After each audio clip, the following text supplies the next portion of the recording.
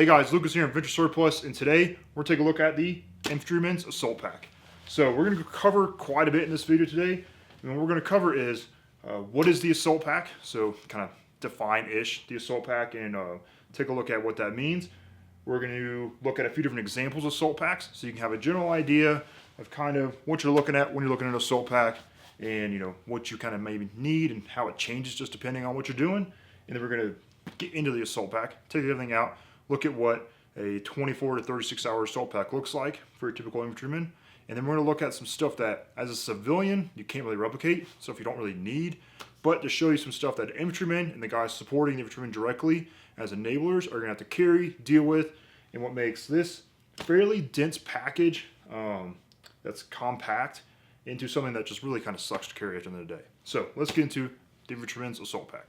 So what is an assault pack? Well, it's really just a kind of title or category of backpacks that's really applied pretty widely, pretty generously sometimes, to a pack that's going to be used to support you while you're on mission. So the missions obviously wildly vary. Like you can see just from whatever anybody's doing anywhere in the world, missions vary from just direct raids, direct action type stuff, to all the way to long distance patrols, everything like that in between. So it's just that backpack that's going to support you for the mission at hand for the duration you're going to be out and about. So they range from small to fairly big, and then sometimes it's just the backpack you're carrying with you in your ruck when you're patrol base and going around from patrol base to do activities or missions or patrols, whatever it may be. So the assault pack is just that backpack you're carrying on your back. The military at large, U.S. Army and the Marine Corps have their assault packs, and that's what they have for that purpose, to carry on you during those mission types. While as civilian market, there's a bazillion. So we'll take a look at a few of those. But the one I got here is a U.S. Army assault pack. We're working out it for this video. I packed it out for 24 hours of working out of starting from somewhere, going and doing something, overnight patrol base ops, and then getting back from overnight patrol base ops to where we started off from. So it's got a good bit of stuff in there. It's a good example of all the kind of stuff you'd see from a normal packing list on a patrol. So when you're going out and about, just kind of the normal stuff you carry, no matter what you're really doing, that you'd have as a packing list within a unit. And then plus the stuff that's going to support you through the patrol base and get you back to wherever you started from, your SP point, whatever you want to call it. So it's a pretty packed out assault pack. We're going to go from there and show you what it looks like that.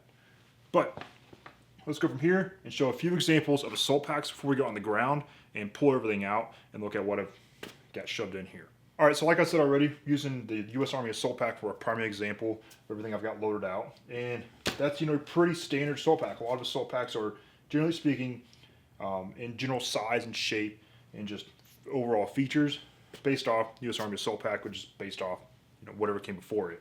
So general features you're going to see on all assault packs are a large main compartment, probably some sort of front compartment, and then space on the side, either being compartments or molly space, maybe sometimes it's slick, maybe just pockets, and then cinch straps, everything in between there.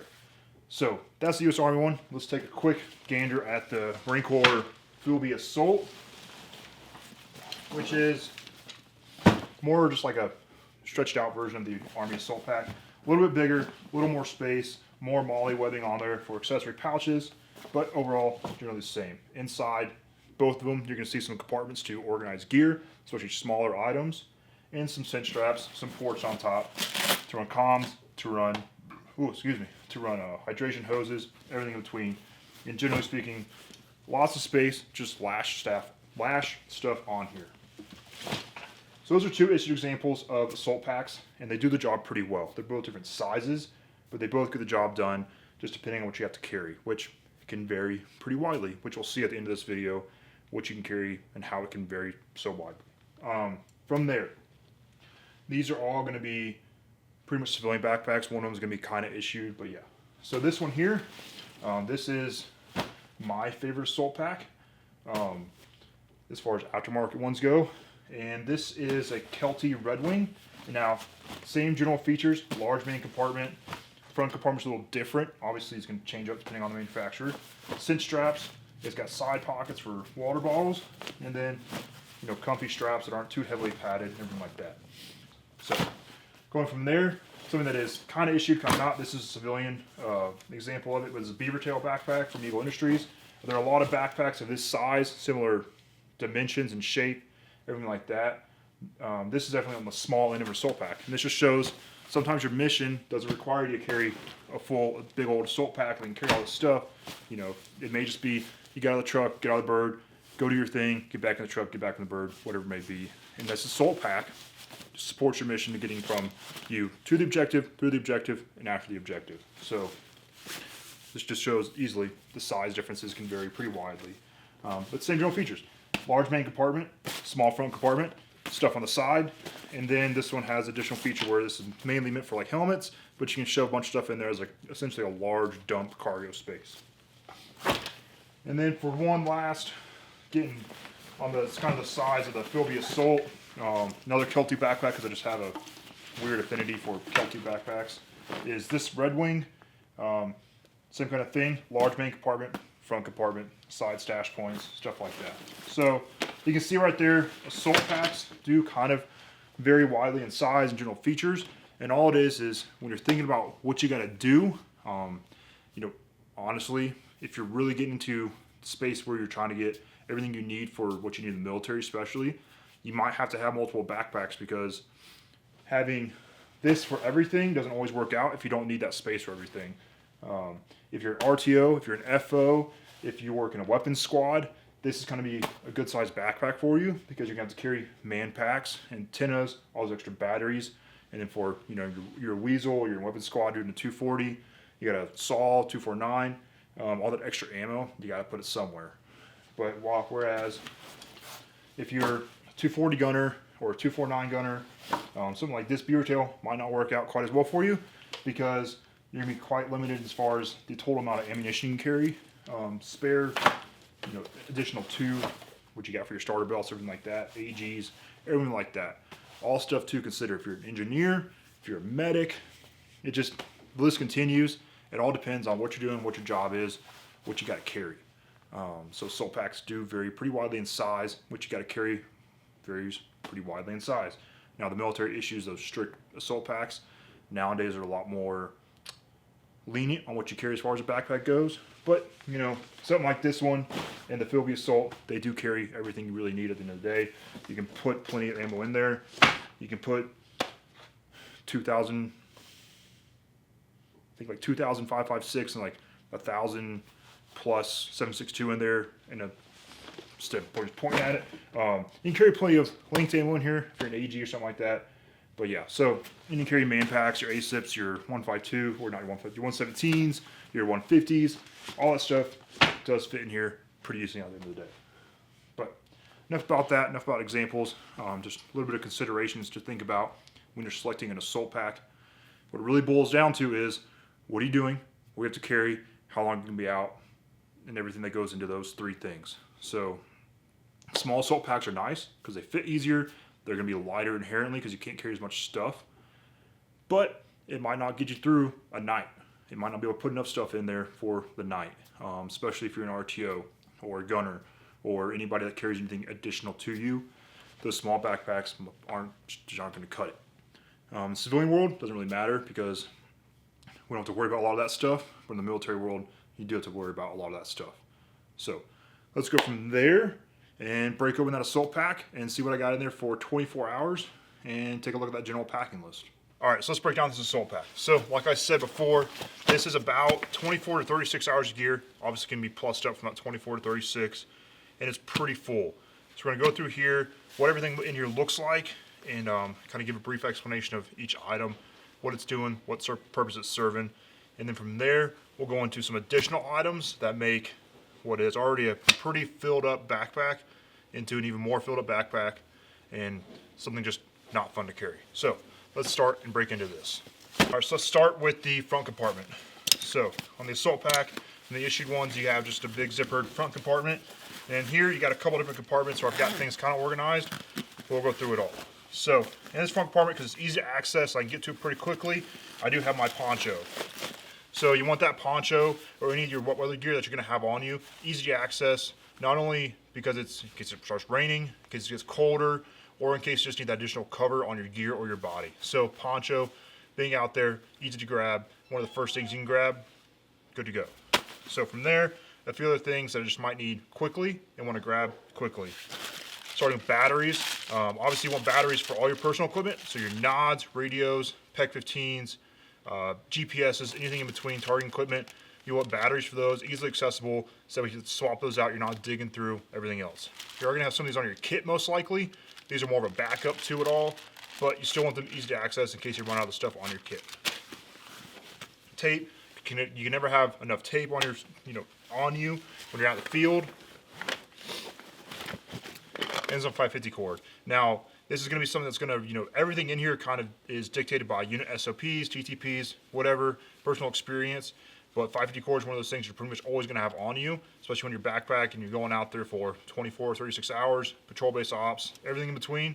So having 550 cord on you is something you're going to want. Get you to set your poncho as a shelter, string up nets, everything in between. From there, in the modern day, face paint is a thing we're going back to. So having face paint in that front pocket, easy to access and get to, so you can apply, reapply, fix up, whatever it may be. In the front pocket, I also have 2 magazines. Now, this is something that's going to be dictated by unit SOPs again, but having the extra ammo, easy to get to, easy to access, to plus up whatever you have on your body. Obviously, you can carry a bandolier in here, but you can go from there, how much extra ammo you need. In this front pocket, I have spare marking material. So this is where you can carry a larger VS-17 panel, like a full-size one, more chem lights, anything for thermal signature, nighttime, night vision, everything like that. Carry that so it's easy to get to. When you need it, you want to be able to get to it quickly, not have to dig through anything else. Obviously, this is in addition to what you're already carrying on your kit, but bigger VS-17 panels are hard to carry in your kit, more chem lights, everything like that. Also in here, I have a spare, if I can dig it out, spare notepad. This is where also you can keep spare maps, spare imagery, GRGs, everything like that. Stuff you need to get to relatively quickly. Keep right here in that kind of front compartment. I got nothing else in there. So that's the front compartment. Everything in here is kind of stuff I might need quickly and need to get to and don't want to dig around anywhere else. And it's the stuff I'm going to need to get to first before anything else, really. So let's move from here to the main compartment and show what really makes up the weight of this backpack. All right, so the main compartment, this is where everything's pretty much kept that you really need as far as sustainment goes and to keep you going over that 24-hour period. So in here, and obviously you can put this in a pouch separate on your backpack, e-tool. If you watch the past years of anything, e-tools are becoming more and more predominant. Something you got to carry, something you got to use, and get out there and just know what you're doing with it. So from there, water. I have a spare 1 quart, and then I have a 3-liter bladder in here. So I have plenty of water for 24 hours, and I do have a little bit of space to plus up that water. 2 fuel strip MREs. Now you might go to 3, depending on what you're doing for 24 hours, depending on where you're at, how much the plan is. This is all going to be dictated to you. But snacks are important to carry in addition with those MREs. So whether you're shoving those in your pockets, on your kit, or having them in your assault pack, snacks in addition to your main meals and whatever you're packing with the fuel strip MRE is going to be pretty important. From there, wet weather top. Now this is in addition to the poncho I have, but your wet weather top, you want that in your main compartment. Still kind of easy to access, because if you need that, you want to be able to get to it pretty quickly, because you're getting wet, you're going to get cold, and then you're going to get sick. So you want to make sure all that's still fairly easy to access, and obviously rotate this through your backpack how what works best for you. Again, that 3-liter bladder. Then in here, because we are doing simulated patrol-based ops out of this backpack, I do have a whoopee. I have a spare t-shirt, 2 pairs of socks, a t-shirt, and a waffle top all shoved into here. And this is just going to keep me warm. This is a little bit of creature comfort I have in this backpack. Is pretty much all in here. This is pretty much everything that's going to make my life a little bit better. And a lot of this stuff is going to be the first stuff you kind of drop, because we're going to look at some other stuff in a second. Other gear that you want to add to your backpack, that this, it's just what you're going to drop at the end of the day. Other than the whoopee, everything else, socks you do need on you, but creature comforts are very slim in a space like this, especially when you're having to haul a lot of stuff around on a long distance. So creature comforts are pretty limited. And as you see, this is pretty much all I had for creature comforts is what's in this. So let's go from here and look at the additional gear as an infantryman or an enabler for the infantryman. You're going to have to be able to expect to carry and add to your assault pack. What might make you have to consider carrying a larger assault pack or dumping a lot of extra stuff. So let's take a look at that. All right, so now for all the fun stuff. So this is all the extra stuff that as an infantryman or an enabler, you might have to end up carrying to help out. or it's just your job, whatever it may be. And as you saw, this is kind of a filled out assault pack, but you got to make room for more at the end of the day. So I'll cover radios at first. I don't have a radio to go to simulate all this, but if you are an RTO, an FO RTO, just anybody with comms, extra batteries take up a lot of space. So whether it be a 152, a 148, or an ASIP with a 5590 or 117 Fox, everything like that, that's got to go in your backpack at a certain point, and all those batteries got to go in your backpack. So that's a lot of extra space and a lot of extra weight you're adding to. 1 day of batteries for a 117 Fox is going to be about 4 to 6 extra batteries. So you got to fit what is a large amount of batteries in your backpack, and that's continuous operation on the radio. That's not saying you're turning it off or not using it, but if you're going to go for continuous operations on a radio, it's a lot of freaking batteries. On a 148, 152, you're looking at 3 or 4 if you're going to be talking on there a lot. So that's all to keep you safe as far as battery mounts. So that's a lot of batteries, a lot of weight. But from there, something you're to commonly carry additional to what you're already carrying, no matter who you are within the platoon, is ammo. Now that might look like a bandolier, so like, hey, pulse up on ammo. So you have to find a place for 6 more magazines. It would be a bandolier, loosely scattered around your backpack, something like that. Or it comes down to stuff with the crew serves. So it'd be a 249, 240. Normally it's not going to be boxed ammo, but it'd be loose link. So 100, 200 rounds of 5.56, 50 to 100 rounds of 7.62. You got to find a spot for your backpack. Now, loose link stuff, it doesn't take up a whole lot of room. It does add some weight and adds up pretty quick. So you got to have the extra room in there, or make the extra room to be able to carry that in there. From there, something that will really suck is having to carry something like this. So an AT4 or a Law or something like that, or if you're the unfortunate guy that gets stuck on the Javelin, carrying Jav rounds, that's a lot of stuff to carry. You got to put this on here somehow. You got to figure out how to way to carry it in addition to your assault pack you already carry. And you got to lug that thing around until you use it. And maybe you have to lug it back after you use it. Depends on what you're doing. From there, now this is a tripod for an old Vector, but to kind of simulate if you're on a, your 240 gunner, 249 gunner, just in the squad, whatever it may be, you might end up having to carry a tripod for that weapon system. So that's going to add, now 249 tripod, 240 tripods are a bit bigger than this, but you can see that adding this here is going to make it a little more awkward to carry. It goes on the side, the bottom, top, on the front, whatever it may be. So having something like this just adds a little more complexity and makes your backpack sit a little more awkwardly. So tripods are one thing. I don't really have a good example for targeting equipment, so I'll show a compact spotting scope for this one. But again, if you're in any sort of recon element, or if you're an FO, or just in general in your platoon, targeting equipment might be something you have to carry, whether it be a Vector, Mark 7 Echo. You can't really put an LDR in here, stuff like that. Might throw in here plurfs, something like that. But just extra space, extra weight, extra batteries you'd have to account for. And they're kind of hitting on the comms again, because I should have a lot of experience with comms, is antennas. Now this is a mid-gain SATCOM antenna. It can be broken down a little bit as far as what this carrying case contains, but you're looking at a minimum of carrying this.